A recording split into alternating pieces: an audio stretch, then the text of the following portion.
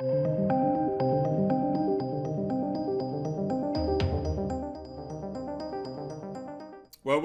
To all those that were hoping that Star Wars and Disney were going to be, I guess, disbanding the sequel trilogy, this may be a hefty blow, but it's not that much of a surprise, in fairness. I have been saying this from the start, that they just wouldn't. I mean, they've got a lot invested.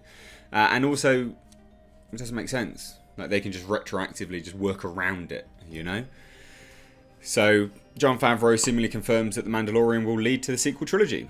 So that retconning that people were hoping for is looking very, very unlikely. In fairness, it did look unlikely anyway. Like, stranger things have happened, like, I get that. But it did look quite unlikely. I just can't... I could never see the logic of them doing it. So all this kind of veils... What was it? Veils of the Force? The sort of world between worlds, all of that kind of thing. I don't think that they'll go down that route. They might do. But they won't be going down that route to retcon the sequel trilogy. They're never going to remove it. And they don't need to. That's the thing. So we'll get into this news in a minute, and it is linked down below, so check out the article. But they just don't need to retcon the sequel trilogy. You know, a lot of people love The Mandalorian that hated the sequel trilogy. So what does that tell you? Well, you can just create something good anyway in the same universe, and people will still watch it. You know? That's a bit different to them going, hey, look, we're making a Rey series. Like, no one's going to watch that. And they're not idiots. You know, they're not making stuff that is connecting directly to the sequel trilogy. There's tangential sort of connections. The sort of Snoke thing floating around in the tank. Oh, get a child for some midichlorians. Ooh, you know, all this kind of stuff. So they don't need to. And they've proven that by the fact that people really like it. So let's get into this report, shall we? The Mandalorian creator and executive producer Jon Favreau seemingly confirmed that the Star Wars show will lead directly to the sequel trilogy. In a recent interview with the Writers Guild of America, Favreau opened up about the show, how it came about, and his writing process going forward. Now, I do find it fascinating that he's having an interview with the Writers Guild of America when Alan Dean Foster, who's part of the Writers Guild of America, and the Writers Guild of America have spoken to Disney recently about, hey, maybe you should pay up the people that you owe money to, royalties. I do find that absolutely hilarious. Some sort of sick, twisted nature about that. Anyway, the interview peels back the curtain on what Favreau had planned from the beginning when he first pitched the show to Lucasfilm president Kathleen Kennedy, and how he plans to move the show forward into the future. First, Favreau detailed his pitch story that would get back to the basics of Star Wars. So he says, yeah, I had a pitch for a concept of following the archetypes that influenced George Lucas, whether it was Western, the samurai film, the World War II film, earlier space operas, cliffhangers, Flash Gordon. Looking at the films and the archetypes that influenced George was a way for us to make a smaller story that would work for the scale of the small screen and get back to the basics. Smart. My pitch was very simple at first, and Kathy Kennedy was receptive to the ideas I was presenting. Now that's interesting, because that's another contradiction. We heard from the off, we always knew that apparently Jon Favreau had gone and pitched something to Kathleen Kennedy. But then recently, it came about that Kathleen Kennedy asked him. But now he's doubling back on that and saying he pitched it. Which is it, mate? Which is it? Who pitched what? Again, I can't even remember the interview that came around, but there was an interview recently where it seemed to double back on all of that, and it didn't make any sense, because everyone seemed to be under the, aspersions that he had pitched it to Kathleen Kennedy. But then in that interview, he said that Kathleen Kennedy got him and partnered him with Dave Filoni. It's like, what are you on about? So anyway, later in the interview, Favreau was asked about whether the return of Luke Skywalker, as seen in the Season 2 finale, was always planned out. He answered, no. The story unfolded as I wrote it. The Mandalorian inherits a great deal from existing Star Wars stories, and then I write, that context is always a consideration. Oh, and when I write, that context is always a consideration.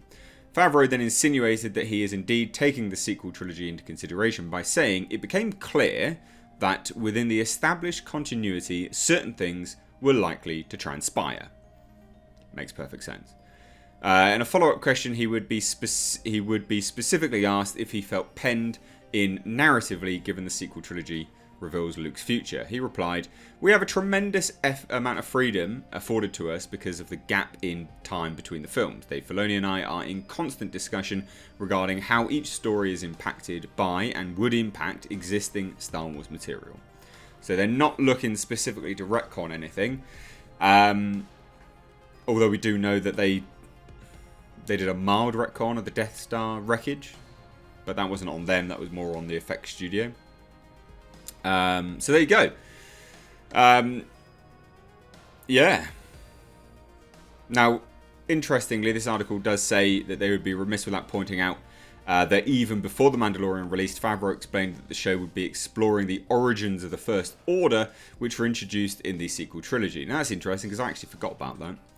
But that does make sense. He stated also what could happen in the 30 years between celebrating the defeat of the Empire and then the First Order. You come in on episode 7, the First Order are not just starting out, they're pretty far along. So somehow things weren't necessarily managed as well as they could have been in the galaxy, ended up in hot water again like that.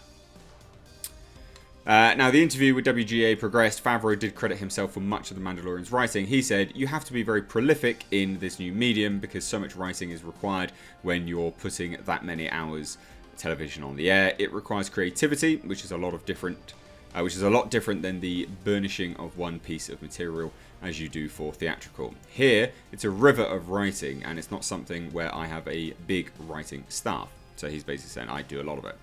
I've taken on a lot of that responsibility myself, which isn't to say that it's not a collaborative process, but the actual typing out of it, where the rubber hits the road, ends up falling on your shoulders when you're staring at the computer.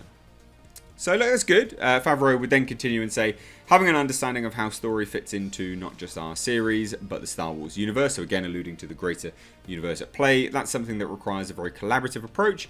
That collaboration is what inspires me to be able to go home and type and write scenes alone. We found a very interesting, cool balance that's about as fulfilling as anything I've ever worked on in my whole career." That's nice, good of him, I guess.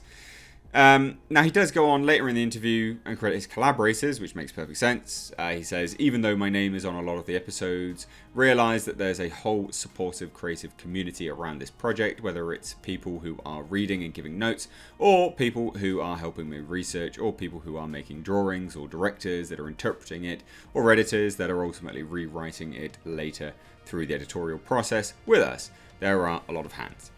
There are a lot of cooks in the kitchen, but the actual sitting down and tapping out the work is where much of it starts." So there you go. I mean, look, it is interesting. Yeah. It is interesting. But again, it just confirms, like, he wasn't ever going to be doing that, was he? Let's be honest. They weren't ever going to... I could never see it personally. This just goes on to explain some other bits and pieces about other, Rian Johnson saying some crap and all this other, bits and pieces like that. But there's not that much else really in here, to be fair, that's that interesting to sort of point out. I think, like I said, they've already proven that they don't need to retcon anything because people like it, it's popular, despite hating the sequel trilogy by and large. They don't need to, they can just work around it. Yes, they can tell the stories within it, they can work around it. The core concept of what made them fail, they just don't have to explore. So anyway, love to hear your thoughts on all of this, so please do let me know down below in the comment section. Let me know your thoughts. If you're new here, do hit subscribe, give the video a like and a share. Thanks so much. Take care.